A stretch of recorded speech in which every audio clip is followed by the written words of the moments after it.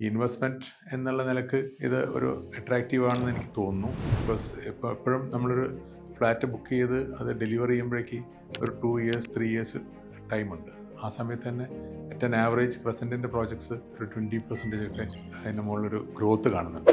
Crescent ബിൽഡേഴ്സിൻ്റെ ഒരുവിധം പ്രോജക്ട്സൊക്കെ ഞാൻ കുറേ കാലമായിട്ട് വാച്ച് ചെയ്തുകൊണ്ടിരിക്കുന്നുണ്ട്. ഒരുവിധം എല്ലാ പ്രോജക്ട്സും നല്ല പ്രോമിനൻറ്റ് ലൊക്കേഷനും നല്ല ക്വാളിറ്റി കൺസ്ട്രക്ഷനും ഒക്കെയാണ് കണ്ടത്. അവരുടെ സ്റ്റാഫൊക്കെ കുറേ എക്സ്പീരിയൻസ് ഉള്ള സ്റ്റാഫാണ്.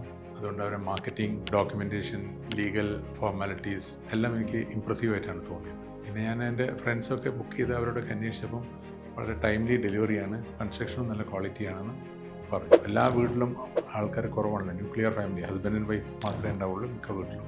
ഓൺ വില്ല ആകുമ്പോൾ അതിൻ്റെ മെയിൻ്റനൻസ് ഇതൊക്കെ നമുക്ക് മാനേജ് ചെയ്യാൻ കുറച്ച് ബുദ്ധിമുട്ട് തോന്നുന്നു. പിന്നെ ഒരു സേഫ്റ്റിയും കുറച്ചും കൂടി ഒരു കമ്മ്യൂണിറ്റി ലിവിങ്ങിൽ തോന്നി. ഈ കാരണങ്ങളൊക്കെയാണ് ഒരു ഫ്ലാറ്റിലേക്ക് മാറാൻ എന്നുള്ളൊരു ഡിസിഷൻ ഉണ്ടായത്.